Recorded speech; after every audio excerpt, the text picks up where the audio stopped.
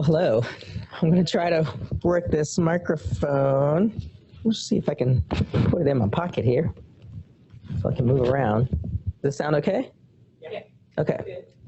I don't know how to work this system here, so I don't know if somebody raises their hand and asks a question online. Will you be able to see it, Margaret? Okay, so if you have a question or if you have a comment, or perhaps if you're having some sound issues, if you're joining us online via the webinar, please just use the webinar feature in order to raise your hand. Okay, so we'll get started here, and let me see. So I wanted to just review the overall mindfulness and wellness series that we're doing this academic year. In the fall, we're focused on interprofessional effectiveness. So it's, excuse me, using the framework of emotional and social intelligence or emotional and social competence. We have self-awareness, which we did last month. We have self-management, which is our focus for today. Social awareness will be October's focus, and relationship management will be in November. In the spring, we'll take this same framework for interpersonal effectiveness and we'll apply it to interprofessional teams. So we're going to call it interprofessional effectiveness.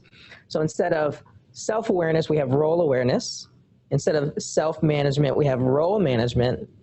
Instead of what was the other one called? Social awareness, we have interprofessional awareness, and instead of relationship management, we have interprofessional management. And those will be in January, February, March, and April in the spring. These last four, the interprofessional effectiveness framework, it fits very well with the 4 IPEC competencies. So these are the 4 IPEC competencies. So in essence, in the spring, we're going to take this framework that we're doing for interpersonal effectiveness, and we're going to apply it to interprofessional competencies. This is the model that we reviewed last month. This is the Daniel Goleman and others research model that looks at social and emotional competency. As I mentioned before, we did self-awareness last month. Today we're focusing on self-management, and then we'll focus on the rest. So part 2, self-regulation. When I mention self-regulation, what comes to mind? What do you think of when you think of self-regulation? Self-control, okay. Maybe elaborate. What do you mean by self-control? The ability to keep your opinions to yourself when you need to, and not impose your will on other people or impose your ideas on other people. Yeah. Any other thoughts? Other people. Keep your hands and your feet to yourself. Yes. Control your emotions. Yeah. Yeah. So it may be behavioral control, and it could be emotional control. Yeah. Yeah. I mean, so today what we're going to do, we're going to look at understanding the role of the mind-body connection in emotional regulation. Then we're going to review different techniques to develop emotional flexibility. Last time I took a poll in the room and asked if everyone would share their perceived level of stress. And I think I guessed last time that my stress was like a 6-7. So I did a study recently. I went to one of my friends here works at one of the labs here, and they were doing all these testing, and they hooked me up to an EKG, and they were assessing my parasympathetic tone. In essence, how stressed am I? And the test ran for 5 minutes, and my number was a 6. So, but unfortunately, like that scale, like 6 and 7 is not good. Yeah, like you want to be more like a 3, maybe a 4. So yeah, 6 is kind of considered high stress. Once you get to like 8, 9, 10, that's almost like clinical level of really bad stress. So the overall point is that I'm fairly stressed, but I think I'm getting better. I'll share a quick story here. When I was working at Bon Secours in New York, I reported to the CEO of the health system. I was working, just working, and one day our chief quality officer, who was also a nurse, she stopped by my office and she said, "Jerry, you do not look good. I think you need to go to the doctor." So I went to the doctor, and the doctor had me take a chest x-ray, and they did a chest x-ray. It turns out everything was okay. And usually what that means is that if physiologically you're okay, you probably have a lot of stress that you need to deal with. So my diagnosis was, you're really stressed. So I went back to work, and my boss asked me how things went because he knew I left to go get my heart scan or my chest x-ray. And I said, well, everything is fine physically, but they said I'm under a lot of stress. And his response was, good. He's like, we're all stressed. I would be worried if you were not stressed. So the working world tends to push us into stress, and it tends to reward us being stressed. Many people, if their boss is walking by, they don't want to have their feet up on the desk, leaning back and relaxing, even though most people at this point realize that you need some of that, but I don't know, we just have, we have a hard time embracing it. So last time, because we were talking about self-awareness, I was asking the question of how stressed are you? This time, because we're talking about self-management and your effect of your behaviors and your influences on others, I'll turn the question around to you again, but this time I'll ask, what level of stress do you think you cause in others? So level 1 to 10, how much of a stressor are you to your coworkers, to your family, to other people in your life? If you feel so brave to share, please. All right, we have someone pleading the fifth. Okay, we'll have a lie detector test going later. Actually, we don't need a lie detector test. We need to just test your family and friends and coworkers. I mean, I would say I'm maybe a level 4 because I work hard at not making things difficult for other people. Sometimes to the extent of making it more difficult for myself. So. Okay, yeah. To my personal stress level, I'll probably be at a 7 most of the time, and sometimes at 8 or even 9. So. Well, thanks for sharing. Anyone else want to share? I would think at my work, I'm probably a 3 or 4. I'm new at my job, so I think I probably caused my boss some anxiety just because I don't know what I'm doing part of the time. Yeah. And I can't take things off of her yet. At home, I have a 15-year-old son, so I think he was probably fan 9. I'm always on him to do his homework, clean his room, pack his clothes. He plays football, so pack all his stuff for the next day, and I'm a big nag. So. Yes, yeah, I would say I have 2 kids as well, and if you ask them, I'd probably be a 9, 10, 11, 12, because I'm doing all the reminding all the time, and I'm causing them stress, because I'm telling them to put their game down and do something besides sit around and watch video games or play video games. So I want you to think about that as we talk about our concepts today. Is we have our levels of stress, and we have to deal with those, and we have to learn self-awareness and how to regulate our own levels of stress. But we also have stress that we cause other people. And how can we regulate that level of stress that we're causing other people, the actions that we're taking that influence others? So let's look a little bit here about a little stress concept here. So our bodies have a natural state of homeostasis. You know, our bodies are constantly working to maintain an equilibrium. If you think about your body temperature as an example, 98.7, 98.6, that's like the balance level. If you go just a few degrees above and below that, your body really starts to shut down. And it's like, no, this is not good. We want to be right here in the middle. Now, there are times when, let's say you're working out, and your body says, okay, we need to heat things up and release some of the energy here. We need to, because you're heating us up, we need to compensate and start cooling you off, or the vice versa. If you're cold, your body's like, all right, we're going to start moving around here and shivering to bring the heat up. But your body wants to put you in a state of homeostasis. And how does this relate to stress? So every challenge is a stressor. Every stressor produces stress, and every stress triggers allostasis. So allostasis is the process. Homeostasis is a condition of being in balance. Allostasis is a process for getting your body back into homeostasis.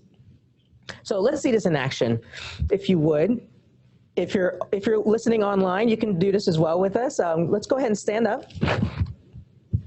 And if you want, you can take your shoes off, or you can just have your feet on the floor.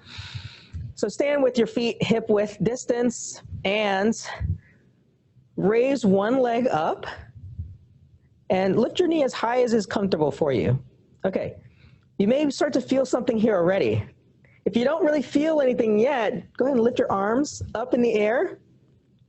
And if you don't feel anything yet, go ahead and look all the way up to the ceiling. And if you don't feel anything yet, close your eyes. And at this point, many of you may be feeling something. What are you feeling? You can go ahead and sit down. What do you feel when you go through that process? Body's trying to balance you out. Okay, yes, how? Counterbalancing, and I don't even know how to describe it. Right, like were you, when your arms were up or when your knee was up, were you thinking about, you probably felt some movement in your standing leg. Were you thinking about that? Were you saying, okay, let me move to the left here, let me shift to the right, or was it kind of automatic? Yeah, so your body is dealing with the fact that you're imbalancing yourself, and it's saying, hold on a second, if I don't balance us here, we're gonna fall down because you're doing something that I don't like, and I'm gonna fix this. So your body is going through this process of allostasis to find, at some point you probably did feel, maybe unless you fell over, at some point you probably felt, okay, I'm a little imbalanced, and now, okay, my body has compensated, now I'm back in balance, I'm back in homeostasis. That doesn't necessarily mean you can stay in that position all day long, just like you really can't stand all day long. At some point your body's gonna say, nope, I think I'm done here. I'm gonna start sending some signals down to the lower back, and this person's gonna sit down because this is not working anymore. So your allostatic load, what's here on the right, this is the sum total of adjustments that are made to do allostasis over time. So if we're looking at this, we naturally have a set point of homeostasis. And we may have talked about this last time. You know, some people are a little bit more naturally low stress, and some people are a little bit more naturally high stressed. So your point of homeostasis might be lower or higher than in others. But every time we add stress, and it's not necessarily dealt with, let's say we fall over in our balance, we are increasing this allostatic load. This is what we're trying to avoid. We're trying to avoid a very large allostatic load, because the point is not that your stress level is up there. If your natural stress level is really high up there, your allostatic load is lower. If your natural stress level is down here, and now you're operating on here all the time, your allostatic load is really, really high. The allostatic load is wobbling. Yeah, your allostatic load is the difference between what you're naturally set at balance versus where you're at right now. So as an example, if you took somebody who, I had a leg injury a couple of years ago, I was non-weight bearing for 12 weeks. So if you had me stand on one leg, after about 1/10 of a second, I would have basically fallen over. My set point of homeostasis at that point was really almost non-existent. You know, now that I do a lot of yoga and do a lot of balancing exercises, I can balance on my leg for a pretty long amount of time. So my set level of one leg balance, as an example, is much higher. So as an example, for me to have an allostatic load in a balance technique, I almost need to have some weights, or I need to close my eyes. So we're all different, and the idea is that your allostatic load is your body's compensating, and it changes over time. I believe we also talked about this idea as well before, is that not all stress is bad. You know, just like we were talking about, if you're working out, that's what you're doing. You're stressing your body. You're telling your muscles, I'm going to do something that you're maybe not going to like right now, but the goal is so that we get you to an increased strength or flexibility. And so if you have no stress in your life, that's not good. Your body doesn't want that. Your mind doesn't want that. It leads to apathy. It leads to doing nothing. So your body wants stress, and it needs stress in order to improve. The problem is when you go overboard and you have too much stress, then you hit what's called distress. So this good stress is called eustress, and then you hit a point called distress. And that's when your body starts to say, no, I think we're done here. Sometimes what'll happen is you'll get sick because your body's like, all right, you haven't listened. I've told you you need to sleep more. Now I'm just going to confine you to your bed and you're going to sleep. So your body often will tell you what you're unwilling to listen to yourself. Okay, so we want good stress in our life, but how can we tell the difference between when we're in eustress and distress? So this is where all of these concepts of mindfulness come in, because for some of us, we have often lost our sense of feeling our bodies, understanding what's going on inside. Many of us experience being hangry, you know. This is when, so hangry is an interesting state. It's an example of an emotion that originates from a bodily sensation. So the reason you're hangry is because it's a physiological issue. It's not that you just want to feel hangry. Something's going on in your body that's telling you, okay, something needs to happen now. I need to eat. That gets translated into an emotion, which is, I'm not very happy right now. And until I eat, I'm not going to be happy. So as an example, a mindfulness technique is learning how to cue into your hunger and satiety cues. Many people, especially here in America, we think we're hungry, but we're not really hungry. You know, we're used to eating every 2-3 hours. So if we haven't had a snack in 2 hours, we're like, I'm hungry. And if you were to ask somebody who is really struggling to eat, and you shared with them what you're feeling, they would go, yeah, I feel that all the time. It's when I start to feel my body cramping, my stomach cramping, then I know I really need to eat something. But just having this idea of being hungry, that's different. So part of what we're going to talk about today is understanding how the body cues you. And sometimes we just have a hard time listening to our body, but meditation, mindfulness, things like that will help us. I watched this really interesting documentary about these free divers. Do you know what free divers do? These are people who dive under the water and just see how far down they go or how long they can stay under the water. It's really interesting. Yeah, they hold their breath for minutes at a time, you know, 6, 7, 8 minutes, and they just go down as far as they can. And they have these contests to see how far down they go. This guy on the documentary, he said,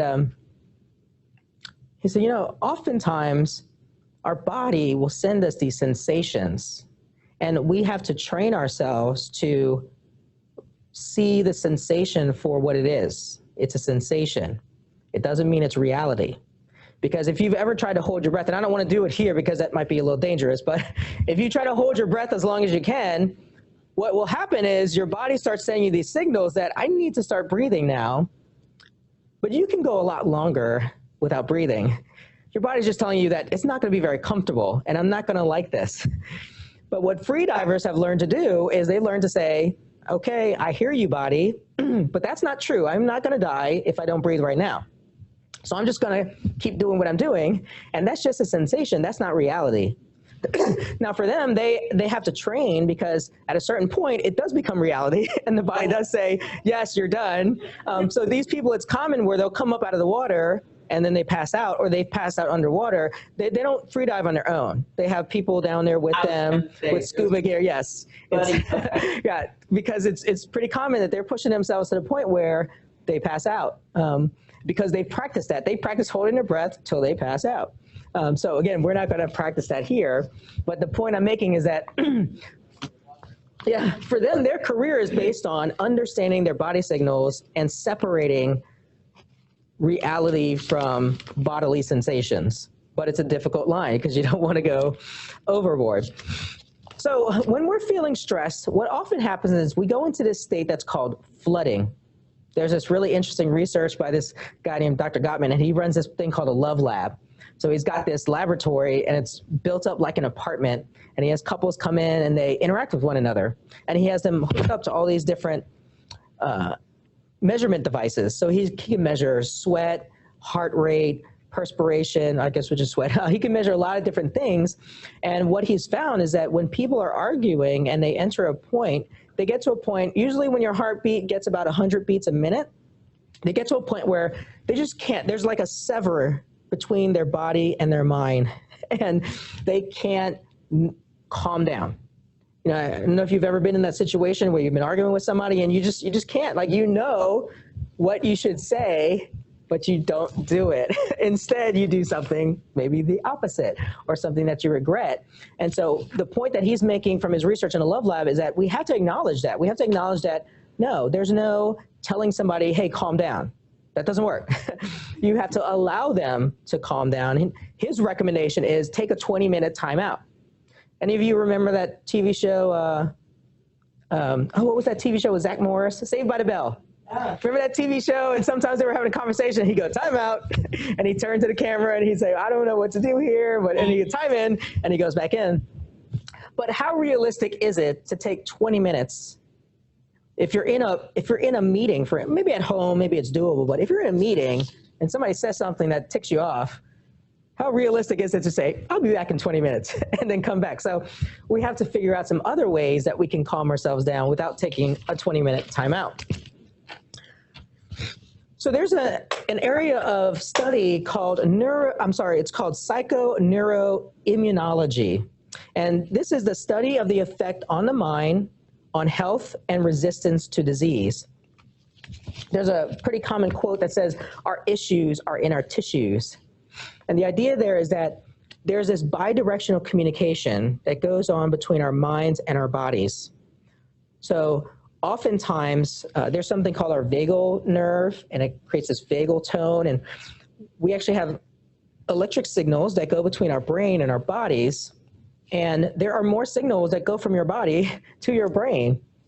But the main point is that there are signals that are going in each direction. So there really is no concept of just, I'm going to think about this, because you're also feeling through it. Just as there's also no, well, I'm only going to do it if it feels right.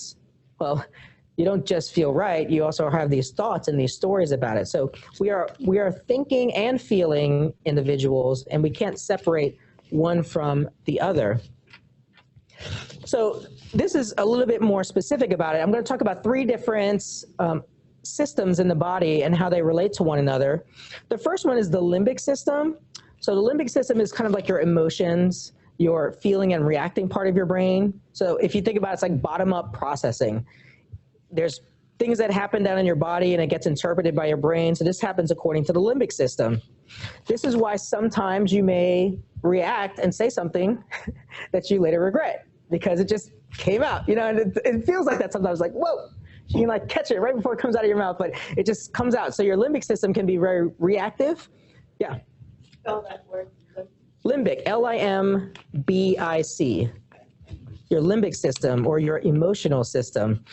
And because it's really wired for survival, it can be like this all or nothing. So it can be, very black and white. Your executive system is your thinking system. This is the system that does allow you to say, hold on, maybe I shouldn't respond to this person's question right now because I'm a little aggravated, or maybe I need to put it in a better wording so that it's not offensive to this person. This is a top-down processing. So this is akin to our mindfulness that we'll talk about in a little bit. The third system is the autonomic nervous system. This is kind of like your robotic system. This is your system that reacts immediately, even before the the limbic system or the emotional center reacts. So this is your system that if you see, you ever like riding a bike or, bless you, or in a car with the windows down and you blink and then something hits your eye and it's like your body knew to react to something before you even thought about it. So this is your autonomic nervous system, and the reason it's called autonomic is that it happens automatically. But your autonomic system is made up of 2 separate parts, which are shown on the slides here. So you have your sympathetic nervous system, your SNS, and you have your parasympathetic nervous system, your PNS. So your sympathetic nervous system, this is what's often referred to as your fight or flight response. So this is what we just talked about. If your body reacts to something before you even think about it, this is a trade-off from our old ancestral days when we saw something in the woods and we weren't really sure what it was, but our brain is saying, that might be a lion, I'm going to start running. And then you just start going. So our sympathetic nervous system, it can kick in really quickly and it just takes over. And some people have called it like an emotional hijacking. So you just get taken over. And the issue with that is it takes a little while for it to calm down. Like Dr. Gottman said, it takes about 20 minutes for you to, when you're like really surprised, for your arousal state to come down and for you to engage your parasympathetic nervous system. So your parasympathetic nervous system is your rest and digest.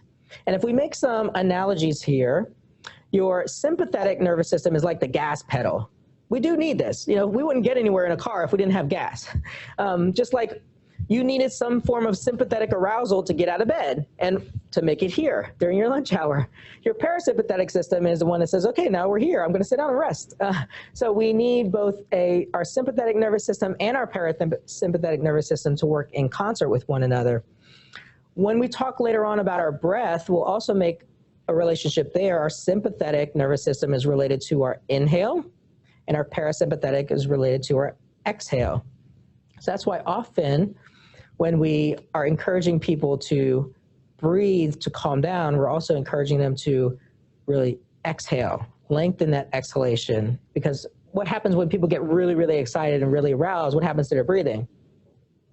They can hold their breath, or they get really excited and they start hyperventilating, and it's almost like they're just breathing in, and you want them to breathe out and let it out, and engage that parasympathetic nervous system. Okay, so let's move on to, we talked about stress and how it functions into the body. So now I'm going to talk about how yoga can help build stress resilience. Yoga is an embodied practice that's related to mindfulness and meditation. But in a yoga class, we'll do things like what we just did, where you're balancing on one leg, you're lifting your arms up, you're closing your eyes.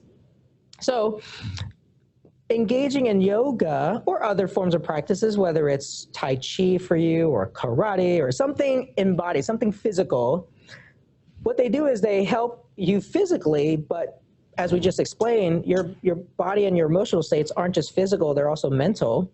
So what these types of practices do, they also help develop mental flexibility. And the way they do that is that your brain loves two things. It loves novelty and repetition, which can seem a little counterintuitive, right? Yes. So let me explain what that means. What that means is that your brain likes to do different things. If it gets in a situation where it's doing the same thing over and over and over, it's not building new neural connections, it's not challenging itself. And so eventually your brain just goes, okay, well, I guess nothing's happening here. I'm gonna your brain gets really, really efficient over time.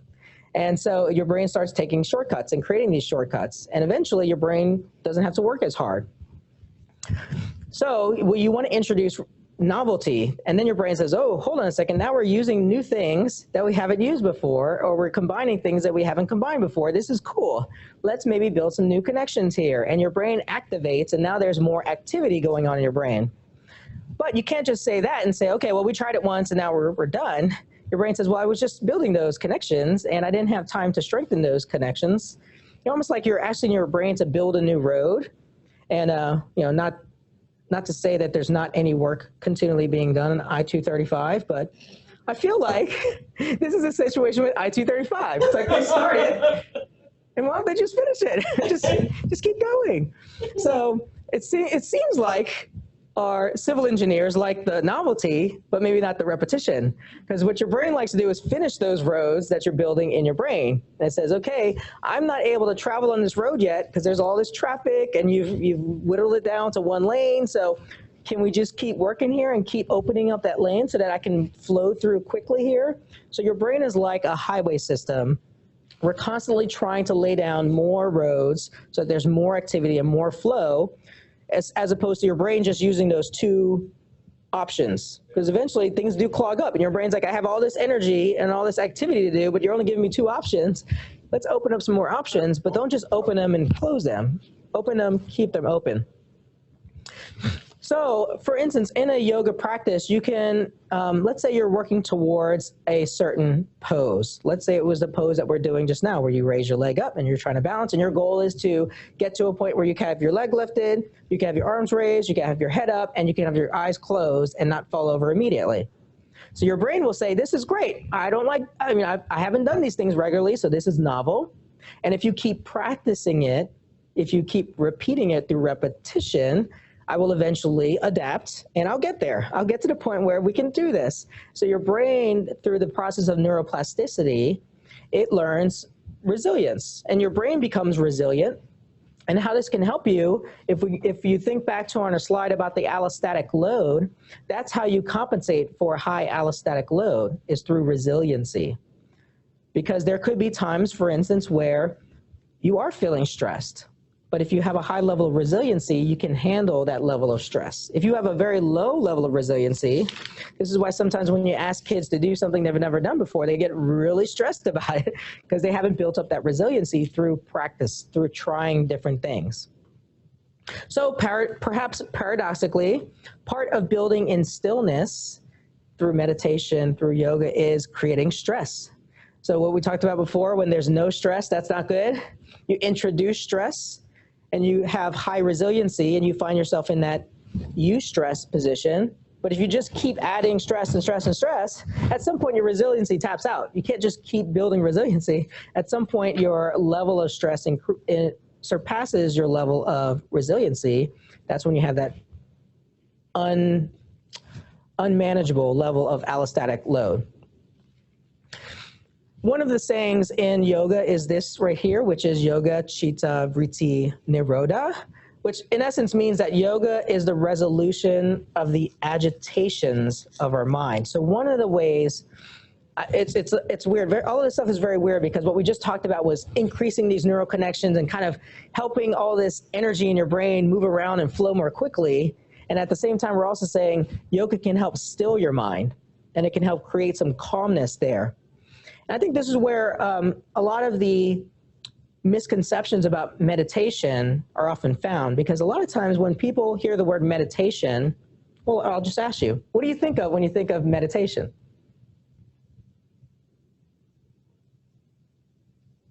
I think of inner reflection. Okay. Quieting my mind. Okay. So quieting the mind. What else do you think of when, if somebody were to say, hey, would you like to meditate? Being still and quiet. Right.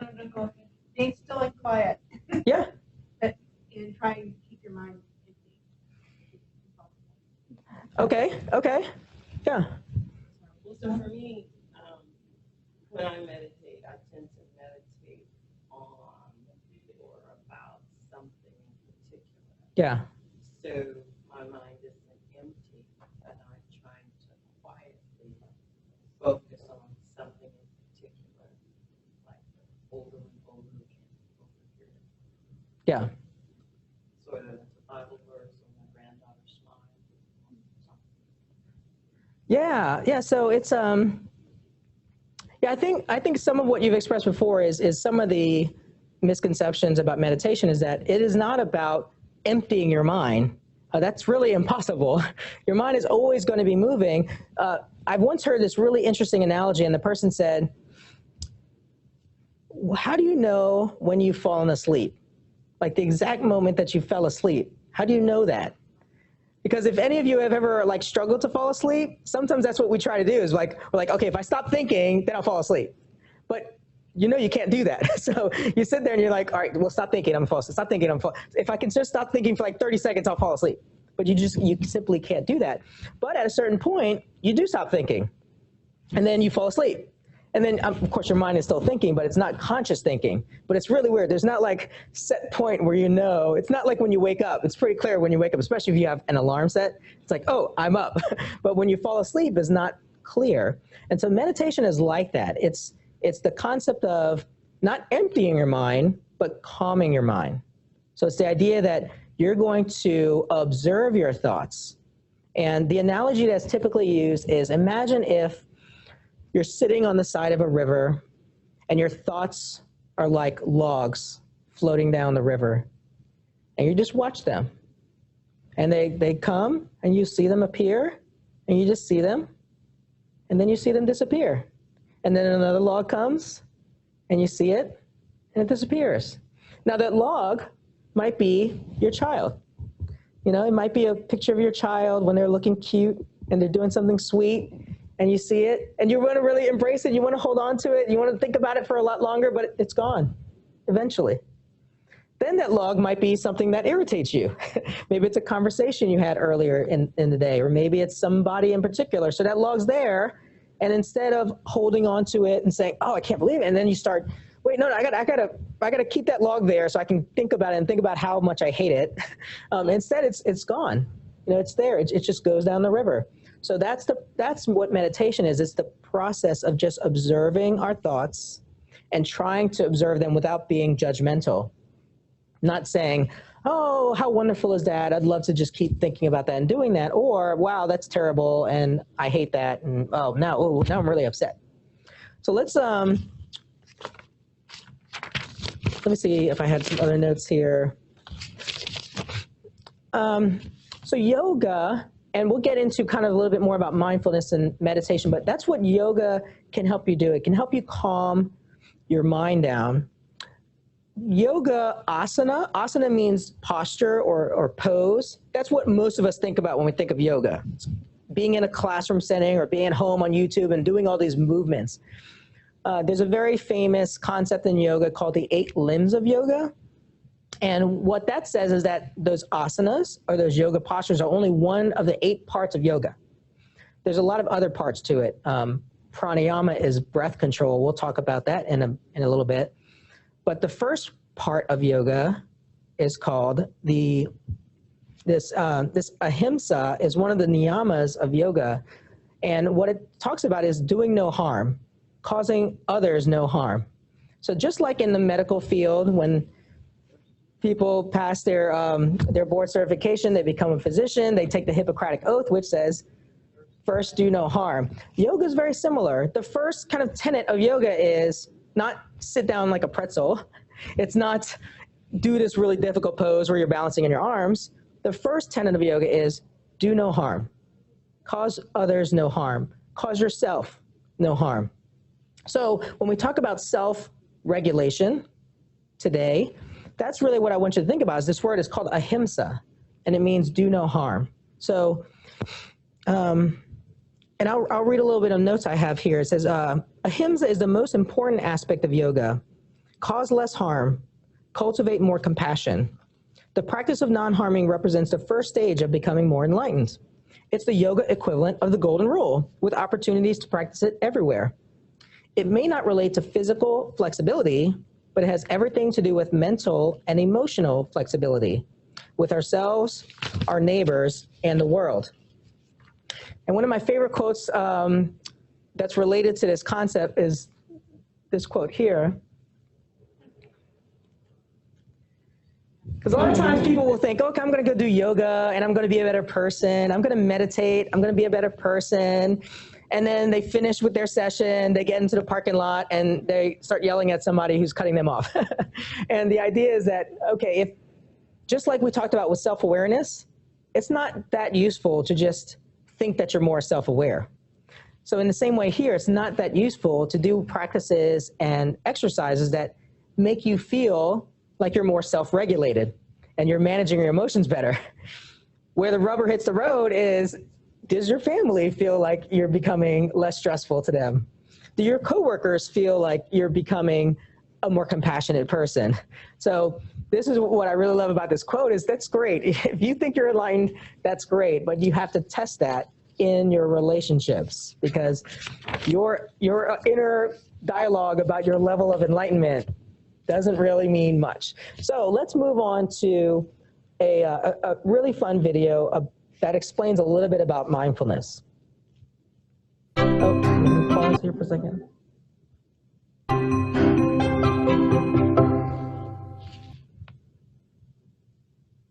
You may have heard this word mindfulness. It's become something of a buzz phrase of late. I'm going to give you one simple, serviceable definition, which is this. Mindfulness is the ability to know what's happening in your head at any given moment without getting carried away by it. Imagine how useful this could be. Just as an example, you're driving down the road and somebody cuts you off in traffic. How do you normally react? I think most of us, we normally react by having a thought, which is, I'm pissed. And then what happens next? You immediately, habitually, reflexively inhabit that thought. You actually become pissed. There's no buffer between the stimulus and your reaction. With just a little bit of mindfulness, in that same situation, you might notice my chest is buzzing, my ears are turning red, I'm having a starburst of self-righteous thoughts, I'm getting angry. But you don't necessarily have to act on it and chase that person down the road, screaming at them with your kids in the back of the car thinking you've gone nuts. Now, you might be thinking, don't I need to get angry sometimes? Aren't I justified? I would say yes, but probably not as much as you think. The proposition here is not that you should be rendered by mindfulness into some lifeless, non-judgmental blob. The proposition is that you should learn how to respond wisely to things that happen to you, rather than just reacting blindly. And that, my friends, is a superpower. How do you get it? The way to get it is through meditation. I believe that meditation and mindfulness are the next big public health revolution. In the 1940s, if you told somebody you were going running, they would have said, "Who's chasing you?" But then what happened next? The scientists swooped in, they showed that physical exercise is really good for you, and now all of us do it, and if we don't, we feel guilty about it. And that's where I think we're headed with mindfulness and meditation. It's going to join the pantheon of no-brainers like brushing your teeth, eating well, and taking the meds your doctor prescribed for you. Let me just close by saying, mindfulness is not going to solve all of your problems. It's not going to render your life a nonstop parade of unicorns and rainbows. Nonetheless, this is a superpower, and one that is accessible by you immediately.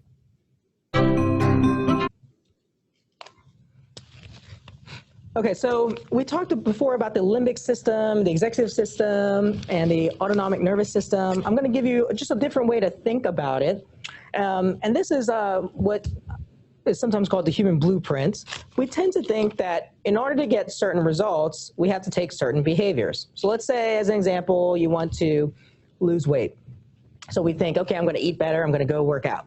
Okay, now, as evidenced, I think, by most gyms in January, there's a lot of behaviors that happen, and then by February, there's not much results that happen from that. So the challenge is that, yes, we do need behaviors. Behaviors do create results, but that's just a part of the story.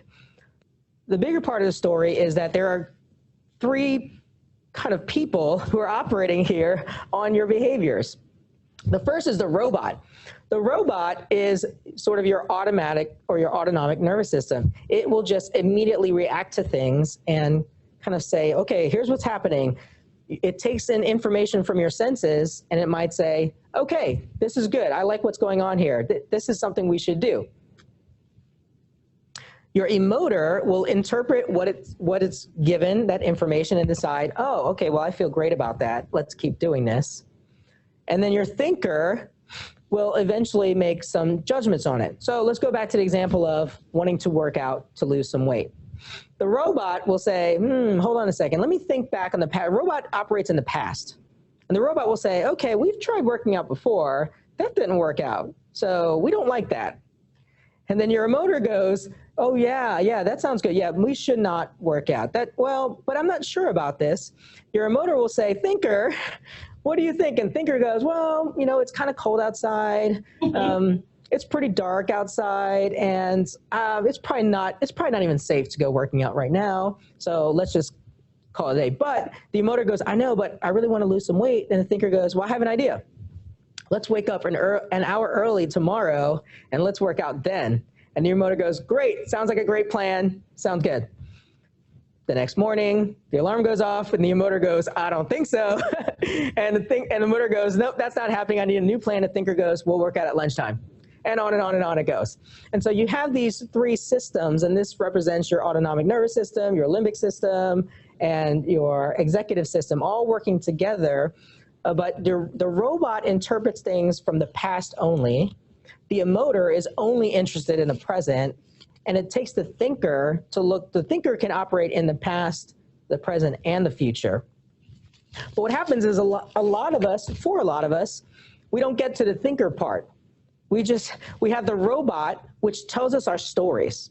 You know, if we start working out and let's say we started working out and we feel a little sore in our leg or a hip, the robot's going to be like, say, I told you, what are you doing? This is not good. And it tells you this story that you don't like working out. And the emoter goes, that's right, I don't. So I'm not going to do this anymore. What we want to try to do through mindfulness, through meditation, is involve that thinker. What was referred to in that video is that space right there between a stimulus and a response. Because usually the stimulus, the robot interprets that and creates the story, and then the emoter says, oh yeah, that's right, I know what to do in this situation. We've been here before, and I know what to do. Your thinker says, wait, hold on a second. there might be another way to interpret this story. So as an example, the other day I was driving to the gym to work out, but in the parking lot where I work out, you know, it's not like everything's straight lines. There's curves and things like that. So I was coming around a curve and this person was cutting, you know, they cut the corner short. So they were coming around and they almost hit me. And my first thought is, man, what a jerk. You know, I mean, of course, I mean, that's the only justification, is that this person's just a jerk. So then I drove by and I'm kind of thinking that this person's a jerk. And then I see a spot, but it's kind of a spot where you got to kind of swing wide to get into it, as opposed to turning and then backing up and turning, backing up and turning. So I swung wide to turn into a spot, and I realized there was somebody coming and I almost ran into them. And I was taking a wide turn. But of course, I'm not a jerk. I was going to say, then you were the jerk. No, I'm not a jerk. I was doing something on purpose, and, you know, but that's how it is somebody, it takes the thinker to say, you know what, maybe that person wasn't being a jerk. Maybe they were just trying to get around the corner a different way, or maybe they weren't paying attention because they just literally left the doctor's office. The gym I go to is attached to a doctor's office. You know, maybe they just left the doctor's office and they got some bad news and they're kind of distracted. So it takes the thinker to often reinterpret our stories and help us to see things in a different way.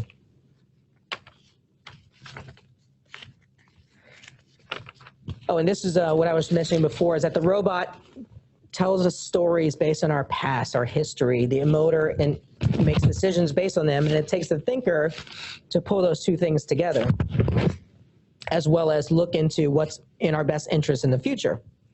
Okay, so one of the ways that we can self-regulate and manage ourselves is through understanding this dynamic of the robot, the emoter and thinker, and how our bodies and minds work together. So that's pretty much like a theoretical concept of it. But what's a practical thing that we can do? And Dan Harris in his video, he said meditation. Meditation leads to mindfulness, which leads to engaging the thinking self. So meditation's a part of it, but I'm going to mention, and we'll practice in our embodied practice, we're going to do a meditation, but we're also going to do a breathing exercise, or a breath awareness exercise. So I wanted to mention the breath. So the breath is another gateway to mindfulness. Breathing, meditation together create a heightened sense of mindfulness. The breath is the bridge between the body and the mind. It is the antidote for the stress response, and it is the access point for the relaxation response. If you recall those 8 limbs of yoga I mentioned before, so the 4th limb is called pranayama, which stands for breath control. And there's 3 ways to control your breath. One is to dive really deep into the water and hold your breath. No, that's not one of the ways. So the 3 ways to control your breath are through inhalation, filling up your breath, exhalation, exhaling your breath, and what do you think the 3rd one is? Inhalation, exhalation, yes, retention. Yeah, holding your breath. So if you focus on those 3 things, you can control your breathing. Intentional breathing is a wonderful tool for disarming the stress response and creating space to respond to others differently. But we don't always know when we're in a state of physiological overload. In fact, for most of us, our constant state of stress makes it difficult to differentiate between having the capacity to cope with a challenging situation and needing to back off and regain our composure. But the power of the breath and the beauty of the breath is that the breath happens in the present. You can't breathe in the past. You can't breathe in the future. So when you focus your attention on your breath, you're focusing your attention on here and now, the present moment. You don't have any influence over any other moment. The ones behind us are memories. The ones before us are just guesses. So if we learn to focus on our breath, we develop the power to simplify our lives into the given moment, and we can choose our conscious place in it. You can think of your breath like a thermostat and a thermometer, or I should say a thermometer and a thermostat. So your breath, remember what we mentioned earlier, is that you can almost tell like if somebody's agitated and they're starting to like hyperventilate and they're breathing quickly. So if somebody's breathing really quickly, that serves as like a thermometer. You can tell how they're feeling. versus if they're breathing very slowly and relaxed, they are probably very relaxed and not stressed. So your breath can serve as a gauge for how you are doing, but it can also serve as a thermostat, meaning by changing your breath, you can change how you feel. There have been studies that have done this. They brought people into a clinical setting and they said, okay, we're going to have you act out and breathe these certain emotions. So breathe like you're feeling scared, breathe like you're feeling happy, breathe like you're feeling sad. Then they brought in a whole new set of people and they said, breathe this way. They didn't tell them an emotion. They just said, breathe really quickly, really rapidly, or breathe very slow. And they said, how do you feel? And those feelings matched up. So by having people breathe a certain way, they triggered certain feelings in people. So that's the power of breathing, is we can change how we feel based on our breath. And remember, we talked about this autonomic nervous system and how it's an automatic system. And for the most part, that's true. For the most part, our hearts are beating, our lungs are working, but the breath is the only part of the autonomic nervous system that we do have control over. We can change our rate of respiration, and that's where we have the power to bring ourselves into the present moment. The last thing I would say on here is kind of going back to our idea of stress. If you work out, which we mentioned is good, you work out to stress your muscles, to build up strength and endurance, but if you overdo it, you cramp up. And for any of you who have ever gotten any cramps, you kind of know like the best solution when you get a cramp is to stop doing what you're doing. You're back to almost your body's telling you like, I'm done, I'm not running anymore. We're gonna have to stop here because this is not good. The main way to overcome cramps, like in the immediacy, you can get IV fluids and you can do all these things, but the main way to avoid cramps is to practice. If you're gonna be doing a marathon, if you just go out right now and run a marathon, you're gonna cramp up. But if you train, if you build up that resiliency in your body, then you might be able to make it through the run without cramping, because your body will have built that higher level of resilience for your specific activity. So when it comes to emotional regulation, it's the same thing. We need to practice these things. Now, that doesn't mean that you should go in and tell your boss, hey, can you yell at me? Because I need to practice being calm while you're yelling at me. But what it does mean is that we don't avoid those situations. You know, instead of saying, I hope I don't have any stress in my life today, instead what you do is say, okay, when stress comes, because it will come, when it comes, you don't avoid it, you don't attack it, you learn to deal with it. And we'll do this practice here. We'll go through a meditation and a breath awareness, but that's the idea here, is that like everything else in life, stress and the resiliency to handle stress, being able to manage your allostatic load, that all happens through practice. So one example that I'll give is, so I'm working on something right now, and it helps to kind of give yourself something to practice. So pretty serendipitously, I have a new practice in my life. So I have a 10-year-old and a 7-year-old. So I would say for the last 5 years or so, since my older son has been able to turn lights on and off, there's been this battle in my house about lights being on. And we talk about stress triggers. You know, a light switch, it's literally a trigger. It's an actual trigger. And if my son hits this trigger, not only do the lights turn on, but my sympathetic nervous system turns on. And I start feeling things that I don't want to feel. So I decided last week, I talked with my wife, and I said, I have a new plan. I'm off of patrol. I am turning in my badge. I am no longer the light police.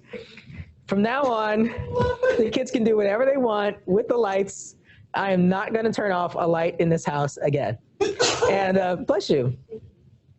And so it's one thing to say that, but now I have to do it. And so the other day, you know, I'm taking my kids to school and we're walking out of the house, and I noticed there's probably 5 or 6 lights on, and I just leave them. I'll leave them on. And it doesn't mean that I'm not feeling anything. I am. I'm just not doing anything about it, and I'm breathing through it. Now, I hope, my hope is that over time, maybe over the next couple of weeks or months or years, however long it takes, at some point I'll have brought my baseline to a different level, and it'll be, okay, lights on. That's just how things are. That's life, and life moves on.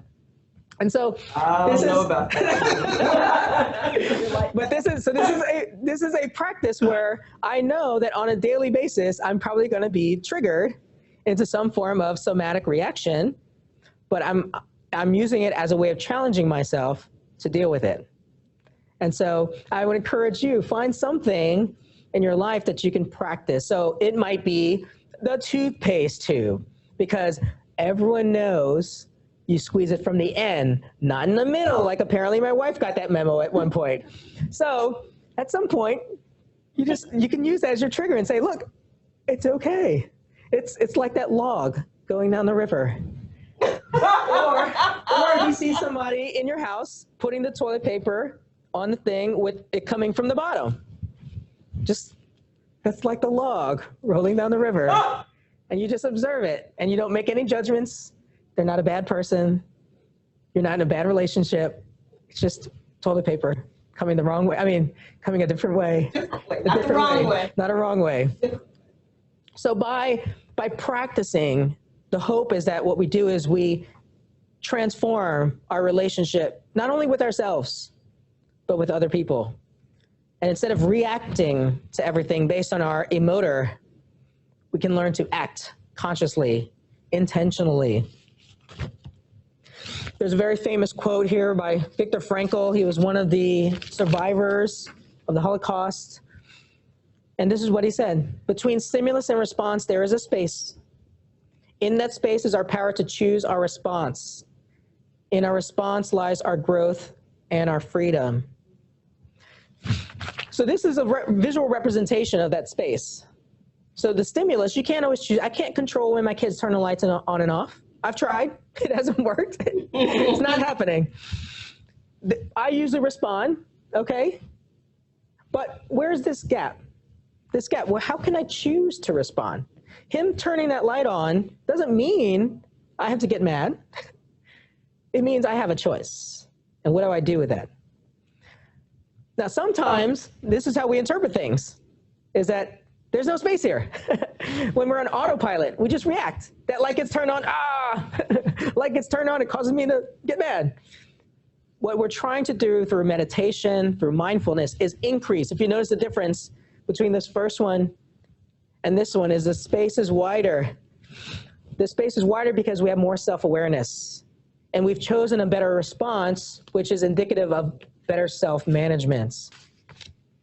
So let's do an exercise to embody this. Oh, this is your book. I'm like, where's my note? Okay, this is my book.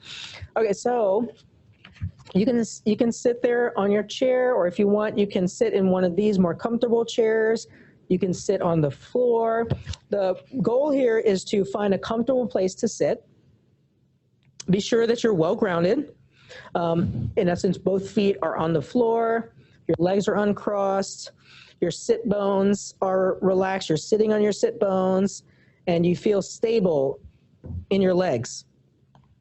Okay, roll your shoulders up and back and down. Bring your navel in. Extend through your spine and reach the crown of your head toward the ceiling. Now make any adjustments you need to help maintain this posture. So this is the posture you're going to return to after we do a little bit more of an agitated. Remember the sympathetic nervous system arousal? So it's hard to practice parasympathetic system engagement if you're not engaged in your sympathetic nervous system. So we're going to do something that might cause a little bit of tension, and the goal is to work through it. Now, if you find yourself that you don't want to do it anymore, that's okay.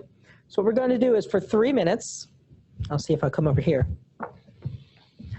and I'll show you. So for 3 minutes, what we're going to do is we're going to put our arms like this. So you're going to take your right hand and put it on top of your left elbow, and your left hand comes right underneath your right elbow, and you keep your elbows at shoulder height. So we're going to hold this position for 3 minutes. So take a little break here while I get my phone and get my timer out. So you can take your break. And I'll talk you through this.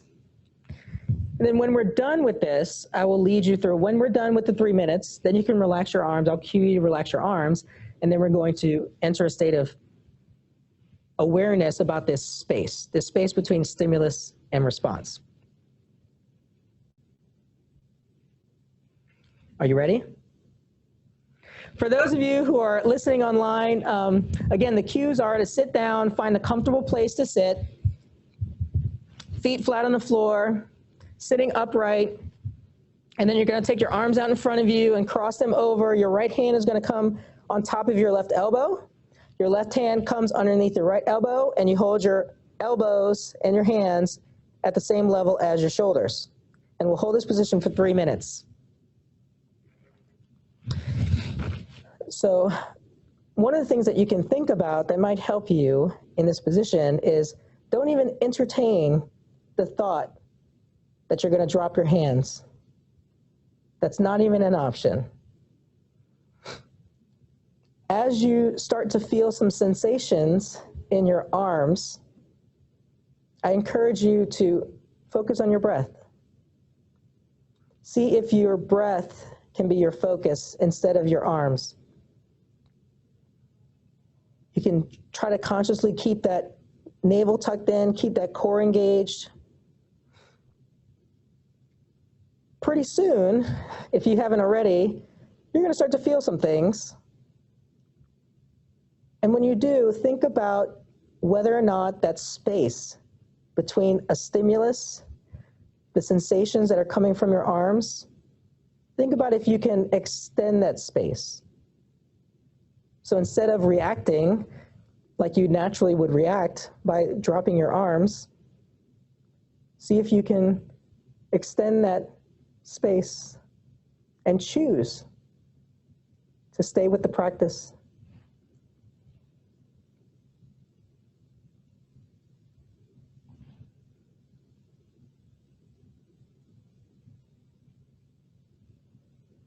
We're halfway there. And again, you're not even thinking about lowering your arms. You're focusing on your breath. You're thinking about how you can rest and relax instead of fighting or flighting.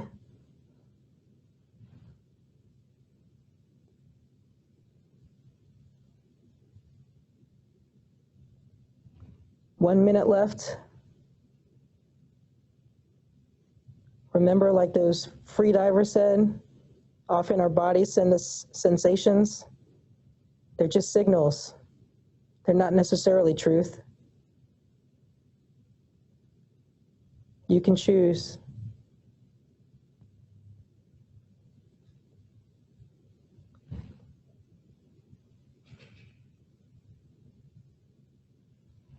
You're almost there. Focus on your breath. Use your breath to calm your body.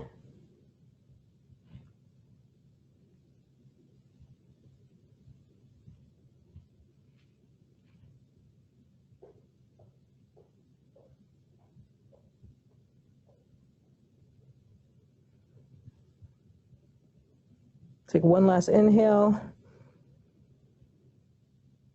On your exhale, lower your arms down to your legs. Let them relax there.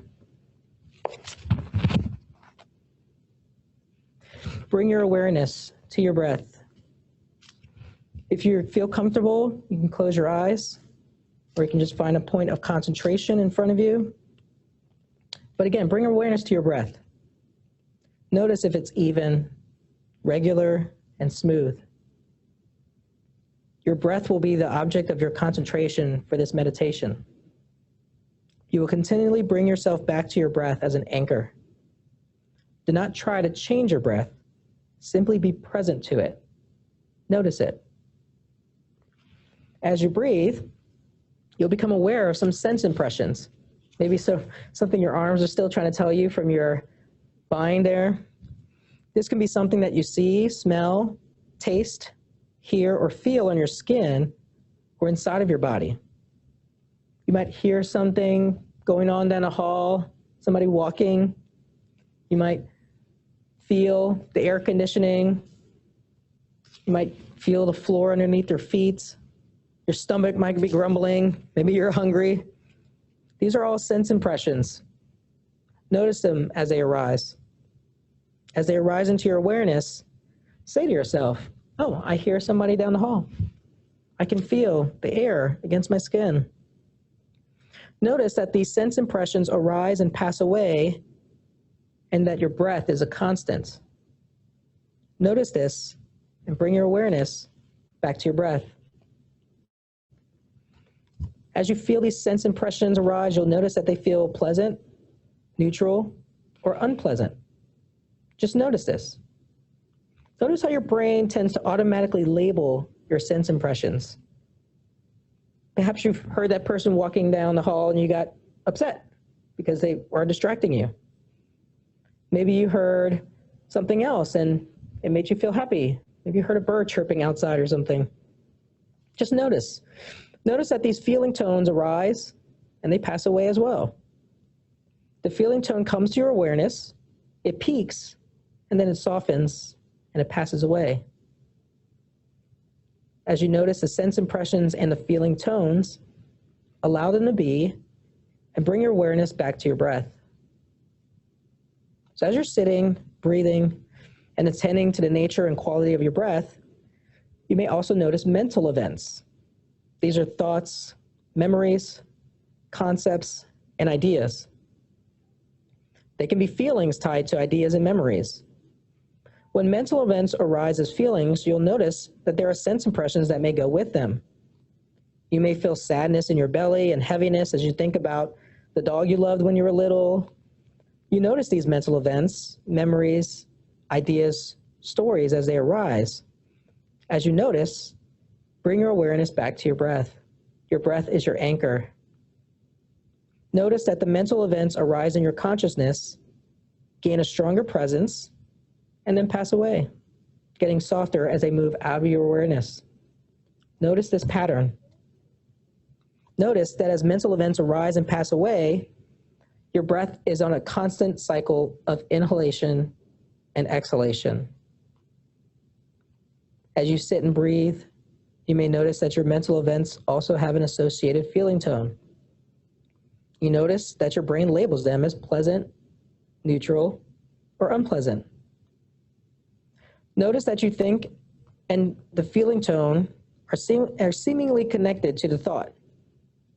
As you see these feeling tones, you notice that they arise and they pass away, just as your sense impressions and mental events arise and pass away. Notice this and bring your breath back to your awareness. As you practice sitting and breathing, you may notice that some sense impressions and feeling tones pull for your attention. They snag, like Velcro, on your thinking self. As you sit, you hear something, a sense impression, and you notice that the feeling tone that goes with that sense impression is unpleasant. It's early, you think, maybe too early for that noise. You start to become angry as the whole story of that person's thoughtlessness by making that sound comes to your mind. You think about that person and why they're doing what they're doing, and couldn't they have done it some other time, and don't they see that you're sitting here in a meditative state and trying to relax, and yet they're walking through and making life difficult for you. You notice that as your mind works and works, your breath and your choice are lost. Your power is in your anchor, your breath. The moment that you notice that you have left your breath, go back to it. It does not matter if you brought your awareness back to your first sense impression or mental event, or if you were well into a long story. Bring yourself back to your breath. The growth is in your noticing. As you sit, you will see the habits of the mind. You will get to know them. As you see them, notice them. Ah, see, here's an example. Somebody's going right by. You're trying to meditate. Can't you do this somewhere else? Or couldn't we have some headphones for you? Or couldn't something else have made this easier for you to meditate? Just notice this. Say to yourself, oh, there it is. There's a story that's going on in my mind. There's a sense impression. There's a feeling tone. I'm noticing it, but I'm also bringing myself back to my breath. Just breathe.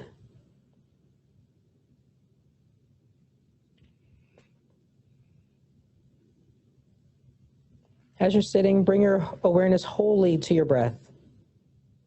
Notice the quality of your breath. Is it even, smooth?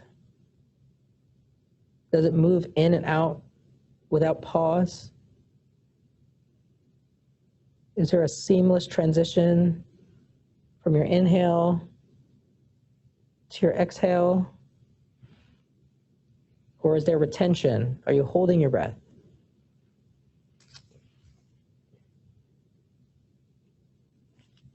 Just breathe and notice for a few more minutes.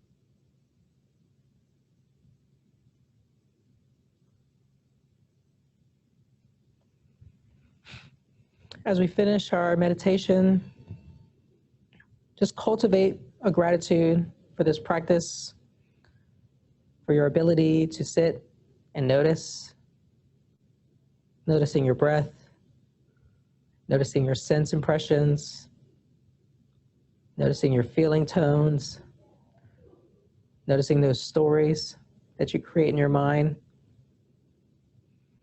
and noticing any insights that you gained through this practice today.